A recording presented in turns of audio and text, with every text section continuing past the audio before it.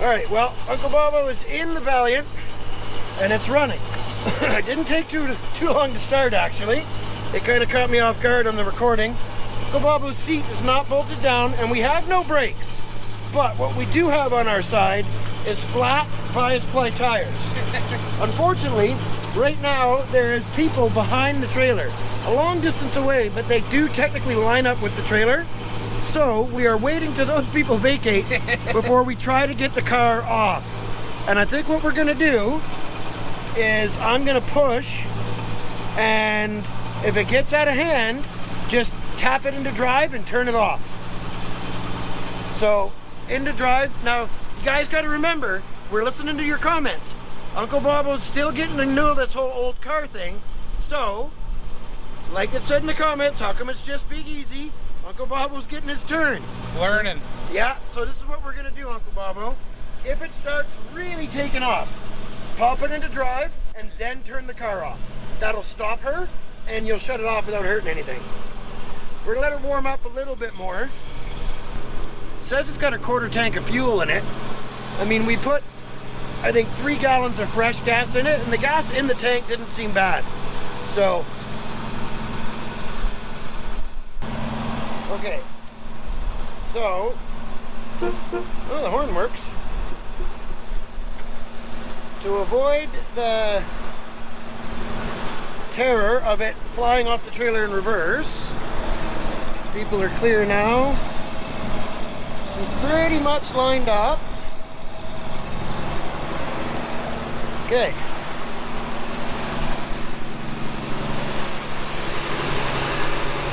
Close your door. You'll be able to hear me yelling at you if I need to. Yeah, just leave it like that. Okay, I'm just gonna go check the back here. She's running good, but we have no brakes, guys. That's one of the things we're gonna try to work on today here. And check to make sure we're lined up. Yep.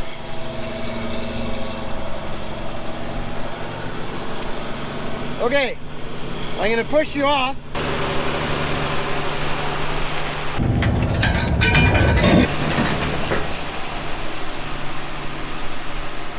All right, sweet, it stopped. So did you works. You stopped it with the e-brake? Yeah, buddy. Oh, that's good news. Okay, see if she'll kick down a bit. The e-brake or the brake pedal? You use the e-brake, yeah. E-brake. Not quite warm enough yet. Okay, well, we'll let her warm up a little bit more. You don't want to try driving it at the high idle. It'll be a pain in the butt, right?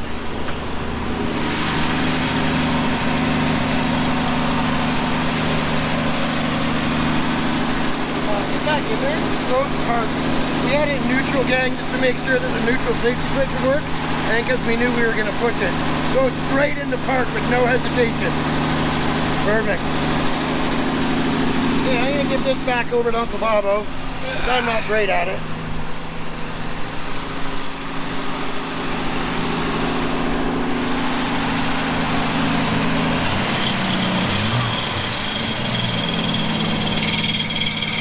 Noise you're hearing, gang, it's actually the alternator. The bearing's weak in it. It's working, but the bearing's weak. Power steering works too, eh? Yep. Okay, let's see here. You know what? I think this is going to be all you, Uncle Bobo. I don't want to mess up the seat. The seat's already messed up. Well, yeah, I know, but I'm trying to listen to the viewers, okay? Because everybody says, like, oh, Porsche. It's like a squirrel, but I like Porsches, gang. I'm not a supercar guy, but Porsches, yeah, that's my weakness. Okay, well, I suppose I will get in here. I'm trying to listen to the viewers, because they say, why don't you let Uncle Bobo do more? Well, it's because Uncle Bobo's still learning. Okay, I'm gonna take over here. The seat is really crooked. Yeah. Oh. Okay, make sure I don't turn the wipers on. Look at the brakes go.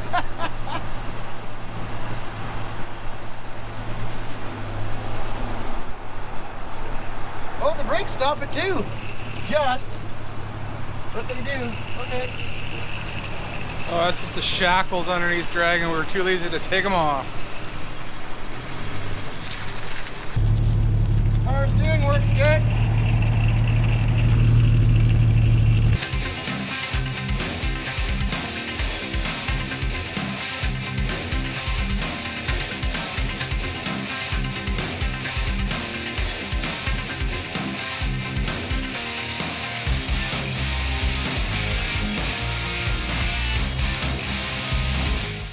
The power steering works like $1,000,000. The alternator's charging. Temperature gauge works good. I'm not turning the wipers on because we got to replace that wiper. Everything. Oh, the interior light works too. Okay, we're even on the hoist now. Pretty darn close. Good enough. Let's see how it starts warm. Oh man. Money. Slant 6.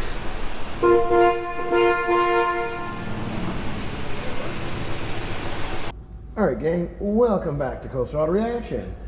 I am in the process of waiting for Uncle Bobo to go get more SD cards. So, because we're waiting for that, we're going to start with the oil change. Now I've already loosened the drain bolt, or plug, depending what you want to call it.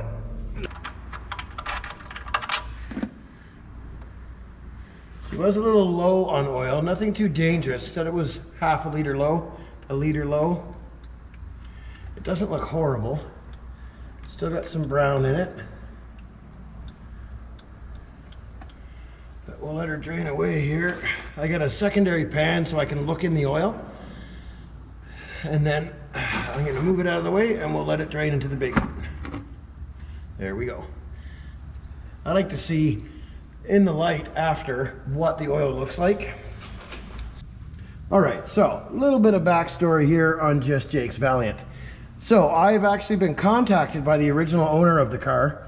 From what he told me, the gentleman we bought it from, super nice guy. He bought it from the original owner, or the previous owner, I don't know if it was the original owner of the car, drove it to where we picked it up, and then never drove it again. So, it appears, and I was told right before the guy picked it up, the original person that owned it, serviced it. You can see all the grease on the Zerk still. The drive shaft looks good. And the guy we bought it from said that the brakes went out and that it would need a brake line. But the brake lines look good. The master cylinder is weak, obviously. The brake lines look good. We're gonna replace the master, try to bleed it out and see. We're still working with the factory drums. Should stop this car. We're not going high performance on this thing. It runs beautifully the way it is. Slant 6, 225. What we are gonna do is put it in the dirt. Project Slow and Low, I believe will be its name. And it has some sentimental value to Just Jake. So it should be amazing once it's done and be a fun cruiser to join the fleet. Looking up here at the crank and everything, I don't see any major leaks. No coolant leaks, no loose bolts. The power steering pump looks good. I mean, we're laughing essentially. I can put the drain plug back in now. One of the things I don't like about Slant 6s is having to reach up here to try to get the oil filter. Where is it on these things? It's been so long since I've had a Slant 6. I went V8 years ago and have avoided getting cars with Slant 6s since then. There it is, okay. So you'll have to bear with me here, but there's the oil filter right there. I wonder if I can get at it. I can get at it, but it depends. So, if you're doing your oil filter, gang, please don't over tighten it. Go back in the other videos. There's no need to be redundant here. If you go back in the other videos, I explain how to install an oil filter properly. In the middle of doing Project Black Sheep, just don't over tighten it. And make sure you put some new oil on that rubber seal on the new filter. So we are pretty drained here. I like to drain them as much as I can, but I want to get at that filter. So I'll move this a little bit. I wonder if maybe I can get a filter wrench up there. So we're gonna stick this back in for a minute.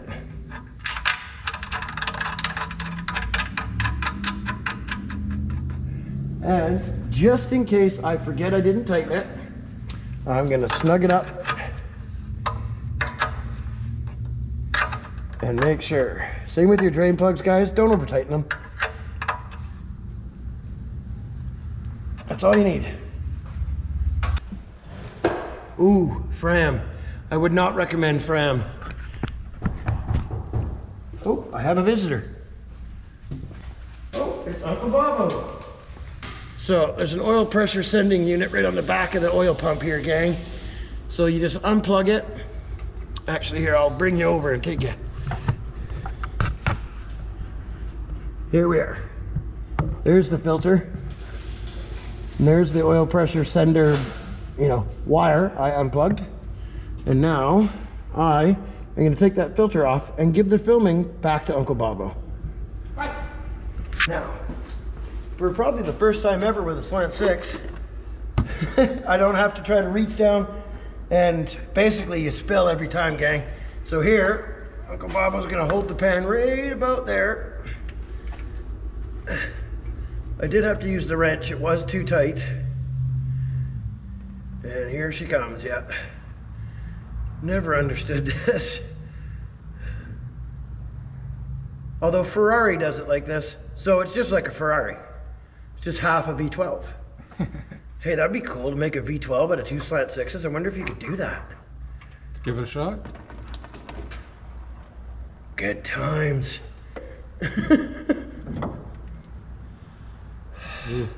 Yeah, it's old.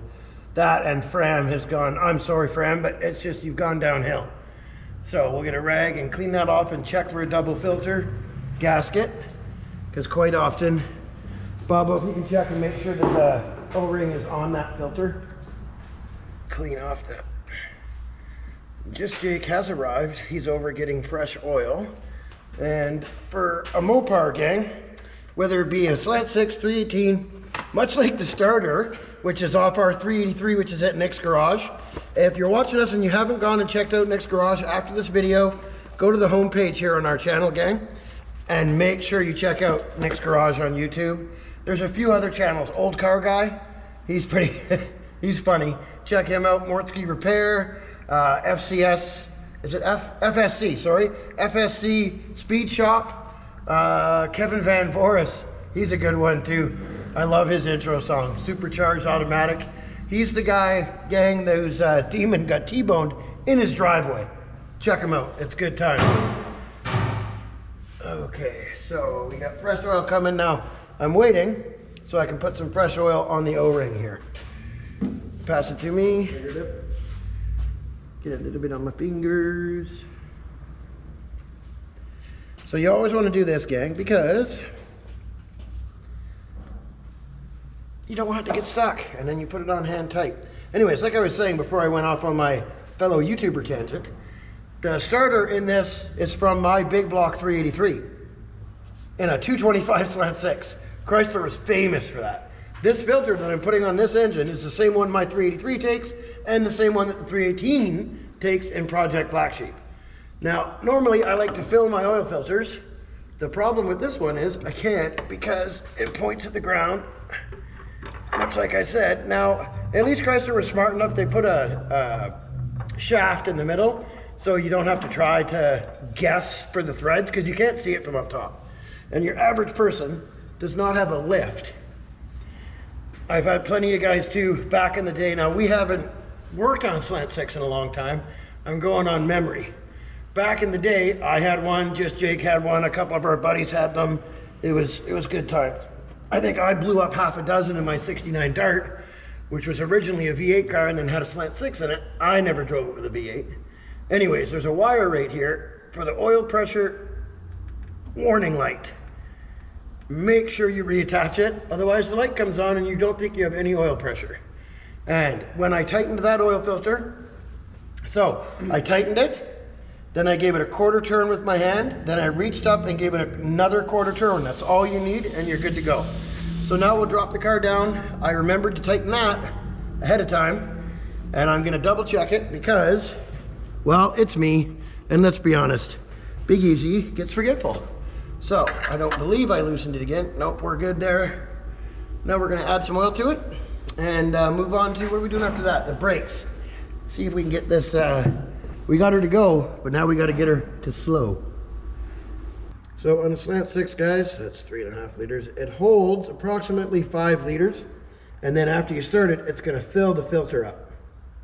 And whenever I change the oil in a Slant 6, I like to either take the coil wire off or unplug the ballast resistor so I can crank it for 15-20 seconds before I start it. Otherwise, it doesn't get oil up to the head right away. Okay, you want to see where we're at over there, just Jake? Man, this thing is solid. So, much like Project Black Sheep, gang, I'm running 1540 in this, mainly because it's full of zinc, aka ZDDP. These older engines need that Up to the ad. to stay safe. Okay, we're at the ad. So, and I've got 1 liter left. Yep. Because we had 5 liters to start with. So, we'll get it to the full mark on here. And then we'll start the engine, let it run for approximately a minute. And then shut her off, let her sit, and then check the oil to make sure that filter is full. Then again though, actually, I'm just thinking, if I crank it a bunch, it should fill the filter. So, Pop the coil wire off. yeah, well, I can pop the coil wire off, and Slant 6s have giant oil galleries. They go through quick. So these engines, guys, Chrysler offered them in everything. Started at 170 cubic inch, 198 cubic inch came next, then the 225. Originally, you could get, I believe it was in a Lancer or a Dart, I'd have to check with Steve Mignante, all aluminum Slant 6. They even had them in airport tugs, all the way up to 3-ton trucks. Steve Dulcich has a D300. I think it's a 300, or it might even be a 500, I'm not sure. Anyways, it's a big, like 3-ton truck with a big old 4-speed trans and a Slant 6 in it. Like, they just put them in everything you could possibly think of. You want to give her a check there, Jake? Yeah, the aluminums I think were 60 to 63. I don't know enough about it to be sure. I thought they were 1 year We're only. about at the full. We gotta roll it over and Yeah. I thought they were 1 year only, but I don't know. I'll have to check. I can message Steve Mignante. He'll tell me, because he's like basically the guru of all things Mopar. And actually, if you go to Junkyard Gold, there's an episode about it. So we'll pull this out. yeah, they were all supposed to be aluminum, but they just didn't have the alloys. And it was too expensive. They didn't last. Too expensive. So they ended up sticking with the cast iron because it was reliable as all heck. All right, if you want to give her a crank, I've got the coil wire off there. This is always a good idea when you do an oil change, gang.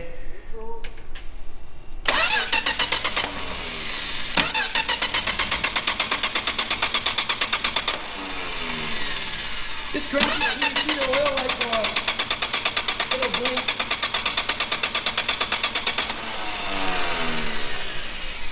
One more time. Okay. Key off. I'll put the coil wire on. And then Jake will check it and see where we're at, just to make sure we're good on there, because I know it filled up the oil filter. This is probably one of my very few things I don't like about the Slant 6. It's getting... I'm gonna give the oil a check there, Jaker. So this is the proper way. These 10-minute oil change centers, guys, I mean, it's great that you can get your oil checked right away and get it changed really quick, but there's a lot of steps they skip.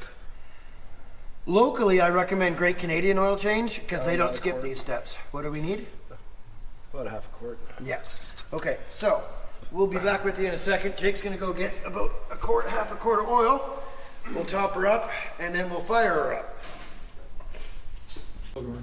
So in the meantime here, we'll continue with the history lesson. So the Slant 6 was made all the way up until 1987.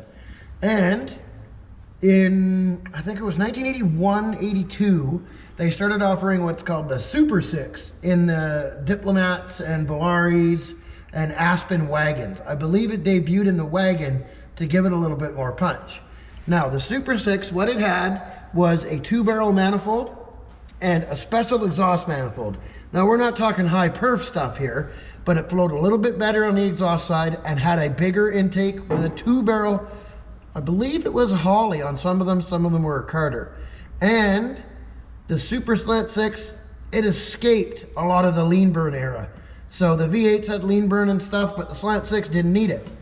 Some of them had them, depending on what the application was. And like I said, you could get this all the way up to 1987. My parents had a Dodge 150 van, so a B150 with a Slant 6 in it. And the differences are when they got up to the 80s, and there's some visual cues here too. So on the older Slant 6s, down in the spark plug holes, and we'll get some footage of it here, you can see they have what's called cups around where the spark plug goes, in the head. Visually too, this is different. That's one of the biggest giveaways that you've got a pre-smog or post-smog Slant 6. Now, all the older Slant 6s have a solid lifter cam. You have to adjust the valves, or sorry, rockers. I call it valves, but you're adjusting the rocker pedestals to keep it from being loud and blah, blah, blah, blah, clacking away. Later Slant 6s had a hydraulic camshaft. So the oil pressure pumped it up, non-adjustable, no clacking and ticking. Still use the same alternator all the way through. This is the same alternator that my parents' van had in it. It's the same alternator that's in Project Black Sheep. Chrysler's famous for that kind of stuff. Top up your coffee? Yeah, thank you. Yeah,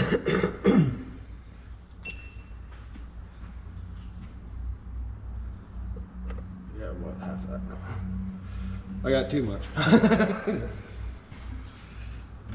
Should we give her a check here? Let's just see. You said that?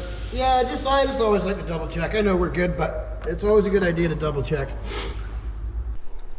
Yeah, quite often people will not realize that you need to adjust. Just shy of full. Perfect. It's probably not all down there yet. Yeah, exactly. That's why I stopped when I did. So, people will confuse the lifter noise with engine damage and think they've got a major problem, when really all you gotta do is take the rocker cover off and adjust them. Okay. Let's put her in park and flash her up.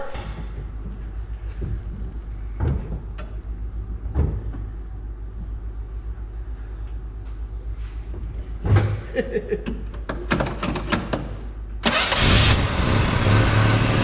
I set the carburetor this morning.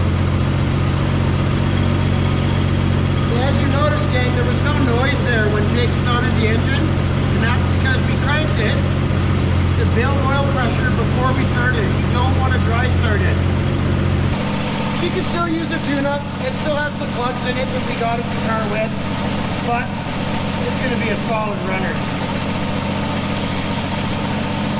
You will hear a noise in a minute.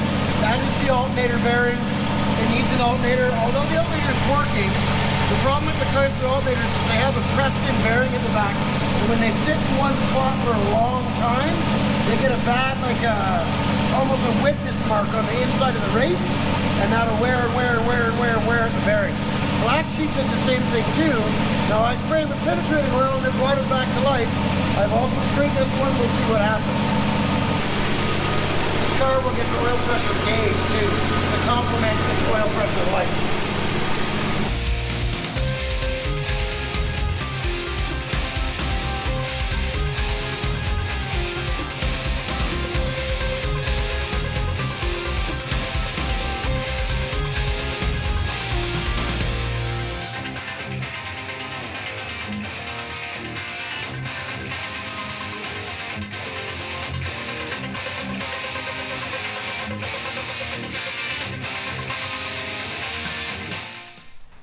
Alright gang, welcome back to Coastal Auto Reaction. Of course you know me, I'm Big Easy. Here's Just Jake, and we have the new pride of the fleet, Project Low and Slow. Now, this car, not this exact car, but this make and model has sentimental value for myself and especially for Just Jake, because he had one very similar. Now, we're Mopar guys, as everybody's probably figured out by now. Mopar guys are weird. So a lot of Mopar guys, it doesn't matter whether it's a Hemi Cuda, a D100, or a 4-door Slant 6 Valiant. All of those things excite us. So what we're going to do right now is go through the part stash that is in the trunk of this car we've rescued. So we have a door panel that's salvageable. The cardboard isn't rotten. It looks like it's had some parts leaned on it. We loaded this in, you'll see that in part 1, we loaded all this in the trunk quickly to get it out of where it was. This is your factory spare tire cover. It's pretty damp and ruined. You can get those easily. Oh, here we go. So these are 1 year only. Yeah. 1967 Valiant GT, etc., grill inserts. 1 year only. Yeah. Not, so here, those are going to go on today so they don't get. Okay, we got kick panels. That's a whole bunch of kick panels. Okay, here, we're on the front end, so this same thing here. A lot of the A-body stuff is interchangeable. A lot of this stuff here is 1 year only. Here's the other dog dishes. Nice. Yep. Same thing here. This matches the 1 year only Valiant grill, and it's in perfect condition, other than being covered in pine needles. Oh, we do have headlights. And buckets. Well, we have one headlight. And the buckets, though, because the buckets go in first, gang. I'll demonstrate when I install them. There's the other one. Swap those out. Yeah, well, same thing we put in black sheep. We just wire in a resistor so we don't get flicker. Man, this grill is just in perfect shape. We can touch up this black insert later, but No major dings or dents. no. A little bit of polish. Yep. Touch up the black Okay, so one. here is what makes this car special. 1 year only again, 67 A-body Valiant has the Valiant emblem in the middle of the grill. Yeah. Impossible piece to find. Which hides the hood release. Yeah. So, Valiant Signet with its factory push-on clip stuck to the back of it. That's That's from side this still. side. Yep. Yeah, so I'm just gonna put it right on the car here. Safest place for it. Yep.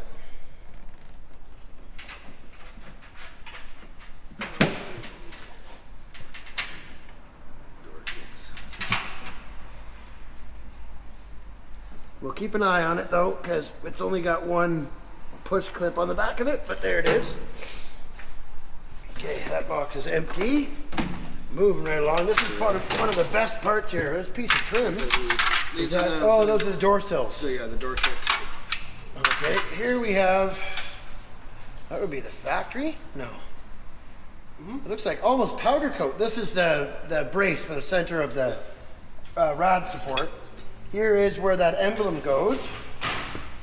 Jake, could you pass me that 1 year only emblem for a second?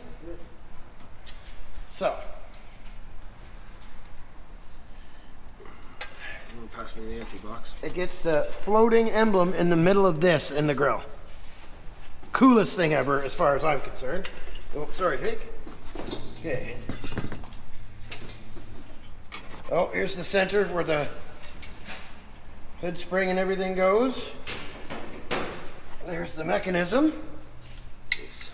Put all this back together so we have a working hood. We're still trying to figure out why it got taken apart. This appears to be an extra heavy-duty throttle spring. The other thing that we're really searching for here, gang. That might be it for the hood release, for Oh yeah, true. the slide. Yeah, there's that. So we have quite a bit of insulation.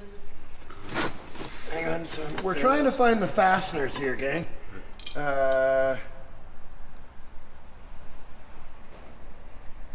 The guy who owned the car before, his name was Luke. This is daffodil yellow, touch-up paint. Yeah. I won't say his last name, but the guy that owned the car at that time, his name was Luke. So we have the jack stuff. I still don't see any fasteners, Jake. This is really what we're looking for, gang, is fasteners. Watch the bottom of that box, it's quite weak. Okay, so here we got sun visors. Oh, I think we might have found them. Those are good. They just need to be cleaned. Yeah. Whole bunch more trim and stuff. That's for the door. Yeah. It's broken. Okay, so I found a bunch of random fasteners. These are, oh no, these aren't random. These are seatbelt fasteners and seat belts. And, the factory rear view mirror. Yeah, You know, the that's depth jack. The depth jack.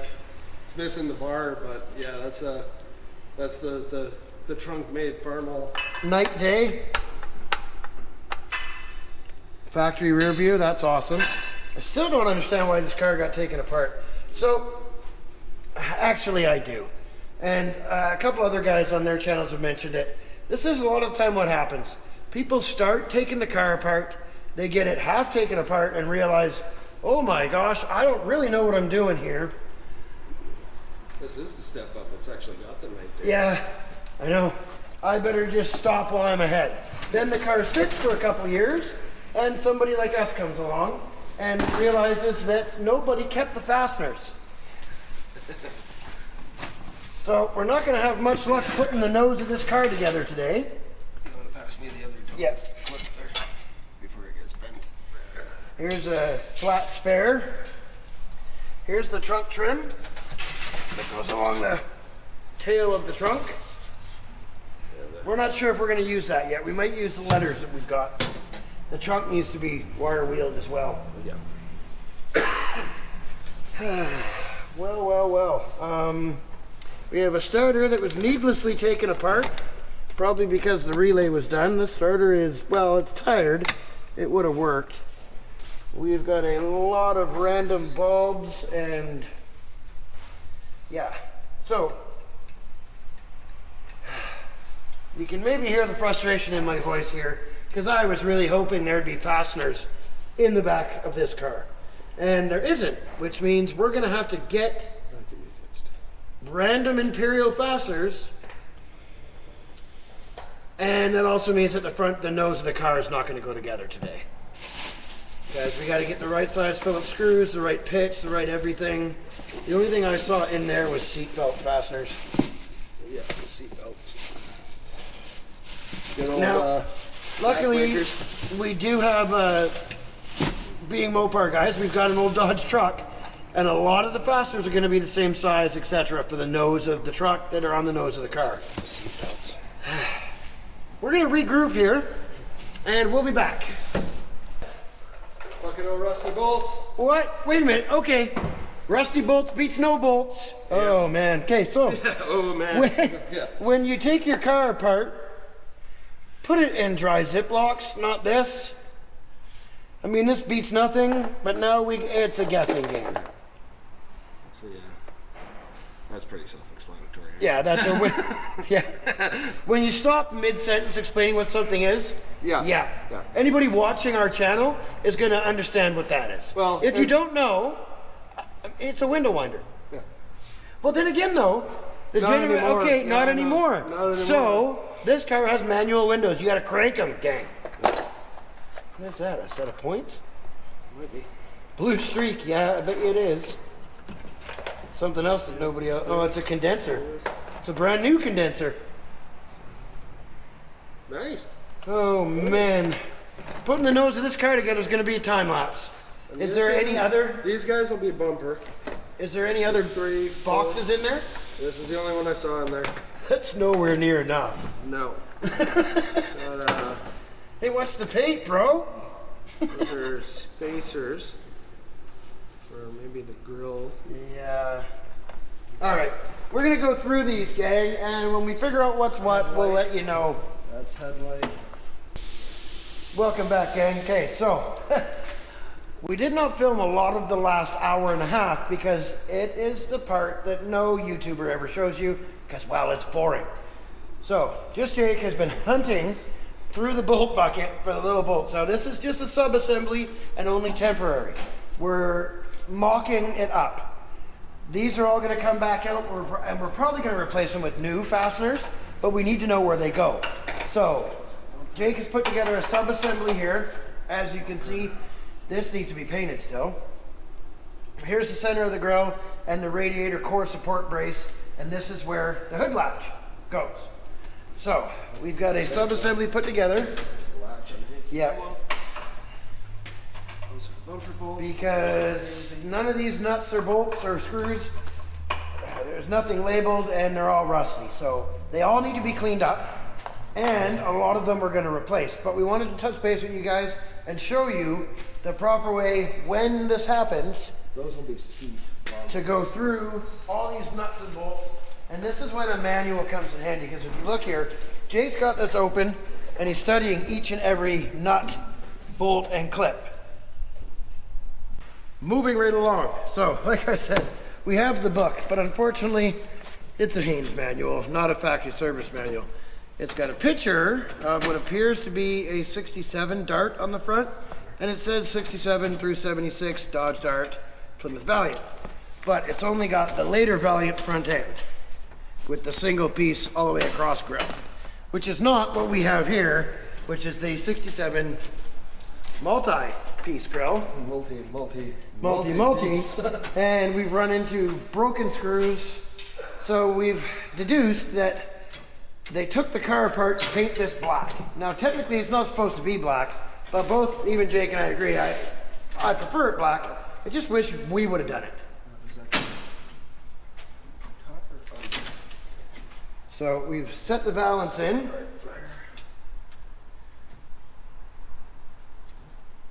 Problem is I'm out of fasteners. Yeah, we're out of fasteners here, gang. That's like. So when you take a car apart, put the fasteners back where they came from. Yeah. It's the best bet. That way you will not lose them. And if you can't put them back where they came from because the part's going out for powder coating or treatment or to get paint, etc., bag it and label it.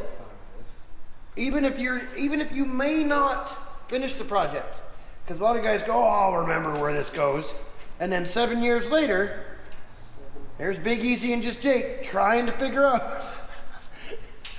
And we've only got probably, what do you figure, Jake? 40% of the fasteners we need? Something like that. I need 17 more of these guys to put the grill on. And I have 2.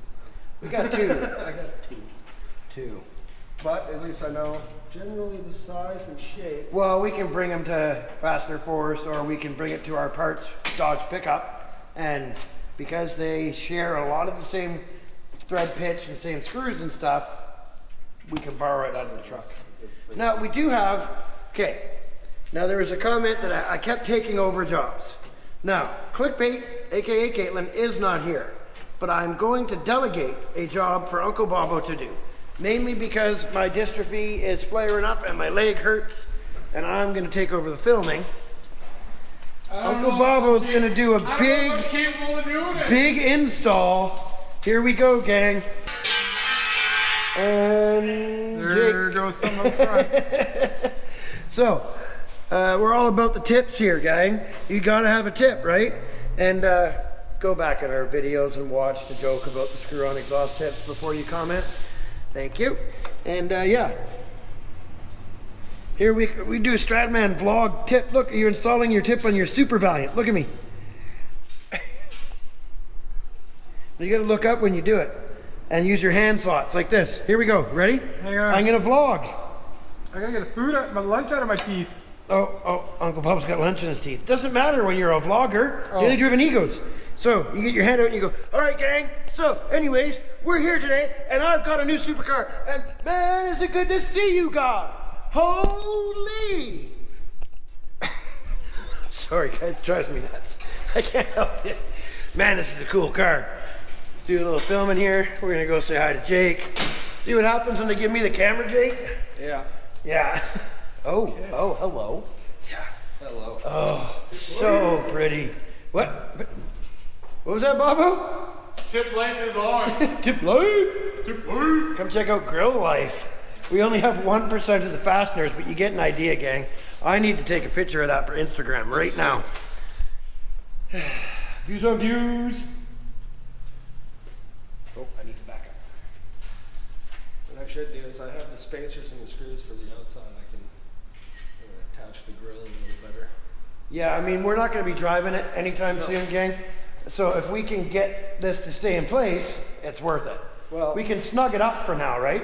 What I'll do is I'll snug up the valance and the inner tie bar, yeah, and align it so we can actually close the hood. Well, it all has to come back apart. We're well aware of that. It's actually the right way to do it, guys. Yeah. Is you mock it all up. But not having a hood latch, dragging this thing around on a trailer. It's not fun. No, even with a ratchet strap.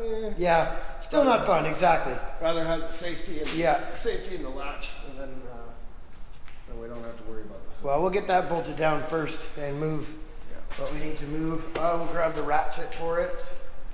Snug this down, or why? This is got to come up, doesn't it? Yeah, that all has to be aligned. Everything's very loose. Yeah, I know. Very loose. Very loose. Okay, let's go check out. Wait, hang on a second. I got a vlog. Let's go take a look at Uncle Bobo's exhaust tip. Yeah. Let's go this way. Wow. Wow, man, I'm vlogging. Oh wait, we gotta wrap the Valiant. I've got the perfect idea. Okay, so stay tuned for the next episode, gang. Wait, oh, hang on. Give me the camera. Okay, oh, wait. I don't have my sunglasses, whatever. Okay. All right, guys, so we've got the new Valiant in the garage, and we've decided we're going to give it a wrap. But what kind of wrap should we give it? We don't know what kind of wrap we're going to give it. Vote down below, gang, in the comments down below. What kind of wrap? I'm going to do purple no matter what you say, but it'll be awesome.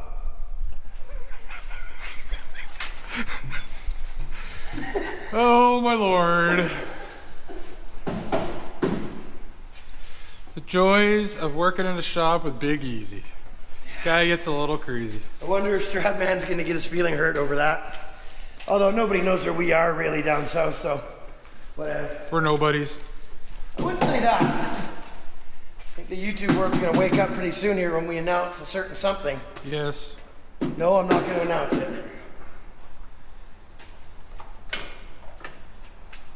That's what I'm doing, is I'm just getting I gotta hammer the spacers in. And Just trying to stop it from being floppy. Because nobody likes it when it's floppy. No, it looks like it needs a pill. It's very similar in the same color. Oh no, yeah, that's right. The yellow one, right? Or is it blue? Blue, yellow, pink, white. Apparently Uncle Bobo is a... Red. All right, guys, so we got the sub-assembly in, snugged up, lower valance is in, snugged up, because we want to be able to close the hood at the very least. It's been an extremely time-consuming event, but we're getting there. Here, the lower part of the core support here, the bolts come in from the back. And Jake brought up a good point. Oh man, why do they do it that way? It always seems like there's something on a car that's like that. Well, and the reason they do, old and new, is because when this came down the assembly line, whoops, see I dropped the wrench, there we go. When this came down the assembly line, there was no engine, radiator, or probably front suspension in it yet when this got zipped onto the car quickly. Or it might have even got bolted on as a whole sub-assembly and it was easier in at the factory to bolt it on from the back. So that's why you'll see a lot of things like that, gang. I just figured give you a shout and let you know that that's why. It has turned into an extremely long day. I'm not sure what part, whether it'll be part 2, part 3, part 4, or part 400 that this is in. But by the time you see this, you'll be well introduced to Project Slow and Low. And don't forget to like, share, and subscribe. And ring that bell button, guys. Ring it. It's free. Doesn't cost you anything on YouTube to hit subscribe and hit the bell button. Then when we get another old car rescued out of a field or a barn, you'll get notified of it. All right, gang, we're going to keep working, and we'll see you soon.